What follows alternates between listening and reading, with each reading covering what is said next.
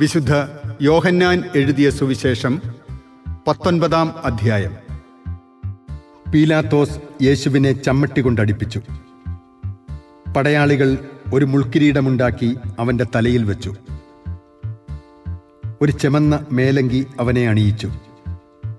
അവർ അവൻ്റെ അടുക്കൽ വന്ന്, യഹൂദരുടെ രാജാവേ സ്വസ്തി എന്ന് പറഞ്ഞ് കൈകൊണ്ട് അവനെ പ്രഹരിച്ചു. പീലാത്തോസ് വീണ്ടും പുറത്തു വന്ന് അവരോട് പറഞ്ഞു, ഒരു കുറ്റവും ഞാൻ അവനിൽ കാണുന്നില്ല എന്ന് നിങ്ങൾ അറിയാൻ ഇതാ അവനെ നിങ്ങളുടെ അടുത്തേക്ക് കൊണ്ടുവരുന്നു. മുൾക്കിരീടവും ചെമന്ന മേലങ്കിയും ധരിച്ച് യേശു പുറത്തേക്ക് വന്നു. അപ്പോൾ പീലാത്തോസ് അവരോട് പറഞ്ഞു, ഇതാ മനുഷ്യൻ.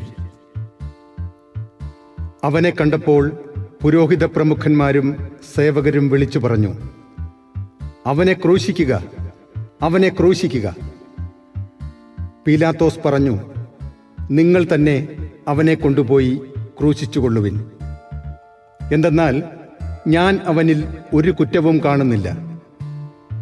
യഹൂദർ പറഞ്ഞു, ഞങ്ങൾക്കൊരു നിയമമുണ്ട്, ആ നിയമമനുസരിച്ച് ഇവൻ മരിക്കണം. കാരണം ഇവൻ തന്നെ ദൈവപുത്രനാക്കിയിരിക്കുന്നു. ഇത് കേട്ടപ്പോൾ പീലാത്തോസ് കൂടുതൽ ഭയപ്പെട്ടു. അവൻ വീണ്ടും പ്രത്തോറിയത്തിൽ പ്രവേശിച്ച് യേശുവിനോട് ചോദിച്ചു, നീ എവിടെ നിന്നാണ്? യേശു മറുപടിയൊന്നും പറഞ്ഞില്ല. പീലാത്തോസ് ചോദിച്ചു, നീ എന്നോട് സംസാരിക്കുകയില്ലേ? നിന്നെ സ്വതന്ത്രനാക്കാനും ക്രൂശിക്കാനും എനിക്ക് അധികാരമുണ്ടെന്നറിഞ്ഞുകൂടെ? യേശു പ്രതിവചിച്ചു, ഉന്നതത്തിൽ നിന്ന് നൽകപ്പെട്ടില്ലായിരുന്നുവെങ്കിൽ എൻ്റെ മേൽ ഒരധികാരവും നിനക്കുണ്ടാകുമായിരുന്നില്ല. അതിനാൽ എന്നെ നിനക്കേൽപ്പിച്ചു തന്നവൻ്റെ പാപം കൂടുതൽ ഗൗരവമുള്ളതാണ്. അപ്പോൾ മുതൽ പീലാത്തോസ് അവനെ വിട്ടയക്കാൻ ശ്രമമായി. എന്നാൽ യഹൂദർ വിളിച്ചു പറഞ്ഞു, ഇവനെ മോചിപ്പിക്കുന്ന പക്ഷം നീ സീസറിന്റെ സ്നേഹിതനല്ല. തന്നെ രാജാവാക്കുന്ന ഏവനും സീസറിന്റെ വിരോധിയാണ്. ഈ വാക്കുകൾ കേട്ടപ്പോൾ പീലാത്തോസ് യേശുവിനെ പുറത്തേക്ക് കൊണ്ടുവന്ന് കൽത്തളം, ഹെബ്രായ ഭാഷയിൽ ഗബ്ബാത്ത എന്ന് വിളിക്കപ്പെടുന്ന സ്ഥലത്ത് ന്യായാസനത്തിൽ ഇരുന്നു. അന്ന് പെസഹായുടെ ഒരുക്കത്തിനുള്ള ദിവസമായിരുന്നു. അപ്പോൾ ഏകദേശം 6-ാം മണിക്കൂറുമായിരുന്നു. അവൻ യഹൂദരോട് പറഞ്ഞു, ഇതാ നിങ്ങളുടെ രാജാവ്. അവർ വിളിച്ചു പറഞ്ഞു, കൊണ്ടുപോകൂ, അവനെ കൊണ്ടുപോയി കുരിശിൽ തറയ്ക്കൂ. പീലാത്തോസ് അവരോട് ചോദിച്ചു, നിങ്ങളുടെ രാജാവിനെ ഞാൻ ക്രൂശിക്കണമെന്നോ? പുരോഹിത പ്രമുഖന്മാർ പറഞ്ഞു, സീസറല്ലാതെ ഞങ്ങൾക്ക് വേറെ രാജാവില്ല. അപ്പോൾ അവൻ യേശുവിനെ ക്രൂശിക്കാനായി അവർക്ക് വിട്ടുകൊടുത്തു. അവർ യേശുവിനെ ഏറ്റുവാങ്ങി. അവൻ സ്വയം കുരിശും ചുമന്നുകൊണ്ട് തലയോടിടം, ഹെബ്രായ ഭാഷയിൽ ഗൊൽഗോഥ എന്ന് വിളിക്കപ്പെടുന്ന സ്ഥലത്തേക്ക് പോയി. അവിടെ അവർ അവനെ ക്രൂശിച്ചു, അവനോടൊപ്പം മറ്റു 2 പേരെയും, യേശുവിനെ മധ്യത്തിലും അവരെ ഇരുവശങ്ങളിലായും. പീലാത്തോസ് ഒരു ശീർഷകം എഴുതി കുരിശിനു മുകളിൽ വെച്ചു. അത് ഇങ്ങനെയായിരുന്നു, നസറായനായ യേശു, യഹൂദരുടെ രാജാവ്. യേശുവിനെ ക്രൂശിച്ച സ്ഥലം പട്ടണത്തിന് സമീപമായിരുന്നതിനാൽ യഹൂദരിൽ പലരും ആ ശീർഷകം വായിച്ചു.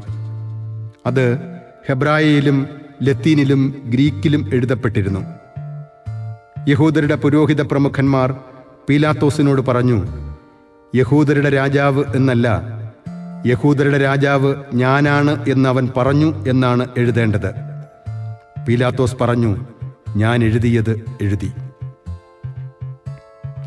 പടയാളികൾ യേശുവിനെ ക്രൂശിച്ചതിനു ശേഷം അവൻ്റെ വസ്ത്രങ്ങൾ 4ആയി ഭാഗിച്ചു. ഓരോ പടയാളിക്കും ഓരോ ഭാഗം. അവൻ്റെ അങ്കിയും അവർ എടുത്തു. അതാകട്ടെ തുന്നലില്ലാതെ മുകൾ മുതൽ അടിവരെ നെയ്തുണ്ടാക്കിയതായിരുന്നു. ആകയാൽ അവർ പരസ്പരം പറഞ്ഞു, നമുക്ക് അത് കീറേണ്ട, പകരം അതാരുടേതായിരിക്കണമെന്ന് കുറിയിട്ട് തീരുമാനിക്കാം. എൻ്റെ വസ്ത്രങ്ങൾ അവർ ഭാഗിച്ചെടുത്തു, എൻ്റെ അങ്കിക്ക് വേണ്ടി അവർ കുറിയിട്ടു എന്ന തിരുവെഴുത്ത് പൂർത്തിയാകാൻ വേണ്ടിയാണ് പടയാളികൾ ഇപ്രകാരം ചെയ്തത്. യേശുവിൻ്റെ കുരിശിനരികെ അവൻ്റെ അമ്മയും അമ്മയുടെ സഹോദരിയും ക്ലോപ്പാസിൻ്റെ ഭാര്യ മറിയവും മഗ്ദലേന മറിയവും നിൽക്കുന്നുണ്ടായിരുന്നു. യേശു തൻ്റെ അമ്മയും താൻ സ്നേഹിച്ച ശിഷ്യനും അടുത്തു നിൽക്കുന്നത് കണ്ട് അമ്മയോട് പറഞ്ഞു, സ്ത്രീയെ, ഇതാ നിന്റെ മകൻ. അനന്തരം അവൻ ആ ശിഷ്യനോട് പറഞ്ഞു, ഇതാ നിന്റെ അമ്മ. അപ്പോൾ മുതൽ ആ ശിഷ്യൻ അവളെ സ്വന്തം ഭവനത്തിൽ സ്വീകരിച്ചു. അനന്തരം എല്ലാം നിറവേറിക്കഴിഞ്ഞുവെന്ന് അറിഞ്ഞ് തിരുവെഴുത്ത് പൂർത്തിയാകാൻ വേണ്ടി യേശു പറഞ്ഞു, എനിക്കു ദാഹിക്കുന്നു. ഒരു പാത്രം നിറയെ വിനാഗിരി അവിടെ ഉണ്ടായിരുന്നു. അവർ വിനാഗിരിയിൽ കുതിർത്ത ഒരു നീർപ്പഞ്ഞി ഹിസ്സോപ്പ് ചെടിയുടെ തണ്ടിൽ വെച്ച് അവൻ്റെ ചുണ്ടോടടുപ്പിച്ചു. യേശു വിനാഗിരി സ്വീകരിച്ചിട്ട് പറഞ്ഞു, എല്ലാം പൂർത്തിയായിരിക്കുന്നു. അവൻ തല ചായ്ച്ച് ആത്മാവിനെ സമർപ്പിച്ചു. അത് സാബത്തിനുള്ള ഒരുക്കത്തിൻ്റെ ദിവസമായിരുന്നു. ആ സാബത്ത് ഒരു വലിയ ദിവസമായിരുന്നു. സാബത്തിൽ ശരീരങ്ങൾ കുരിശിൽ കിടക്കാതിരിക്കാൻ വേണ്ടി അവരുടെ കാലുകൾ തകർക്കാനും അവരെ നീക്കം ചെയ്യാനും യഹൂദർ പീലാത്തോസിനോട് ആവശ്യപ്പെട്ടു. അതിനാൽ പടയാളികൾ വന്ന് അവനോടുകൂടെ ക്രൂശിക്കപ്പെട്ടിരുന്ന രണ്ടുപേരുടെയും കാലുകൾ തകർത്തു. അവർ യേശുവിനെ സമീപിച്ചപ്പോൾ അവൻ മരിച്ചു കഴിഞ്ഞു എന്ന് കാണുകയാൽ അവൻ്റെ കാലുകൾ തകർത്തില്ല. എന്നാൽ പടയാളികളിൽ ഒരുവൻ അവൻ്റെ പാർശ്വത്തിൽ കുന്തം കൊണ്ട് കുത്തി. ഉടനെ അതിൽ നിന്ന് രക്തവും വെള്ളവും പുറപ്പെട്ടു. അതു കണ്ടയാൾ തന്നെ സാക്ഷ്യപ്പെടുത്തിയിരിക്കുന്നു. അവൻ്റെ സാക്ഷ്യം സത്യവുമാണ്. നിങ്ങളും വിശ്വസിക്കേണ്ടതിന് താൻ സത്യമാണ് പറയുന്നതെന്ന് അവൻ അറിയുകയും ചെയ്യുന്നു. അവൻ്റെ അസ്ഥികളിൽ ഒന്നുപോലും തകർക്കപ്പെടുകയില്ല എന്ന തിരുവെഴുത്ത് പൂർത്തിയാകാൻ വേണ്ടിയാണ് ഇതു സംഭവിച്ചത്. മറ്റൊരു തിരുവെഴുത്ത് പറയുന്നു, തങ്ങൾ കുത്തി മുറിവേൽപ്പിച്ചവനെ അവർ നോക്കി നിൽക്കും. യഹൂദരോടുള്ള ഭയം നിമിത്തം യേശുവിൻ്റെ രഹസ്യ ശിഷ്യനായി കഴിഞ്ഞിരുന്ന അരിമത്തിയാക്കാരൻ ജോസഫ് യേശുവിൻ്റെ ശരീരം എടുത്തുമാറ്റാൻ പീലാത്തോസിനോട് അനുവാദം ചോദിച്ചു. പീലാത്തോസ് അനുവാദം നൽകി. അവൻ വന്ന് ശരീരം എടുത്തുമാറ്റി. യേശുവിനെ ആദ്യം രാത്രിയിൽ ചെന്ന് കണ്ട നിക്കോദേമോസും അവിടെയെത്തി. മീറയും ചെന്നിനായകവും ചേർന്ന ഏകദേശം 100 റാത്തൽ സുഗന്ധദ്രവ്യവും അവൻ കൊണ്ടുവന്നിട്ടുണ്ടായിരുന്നു.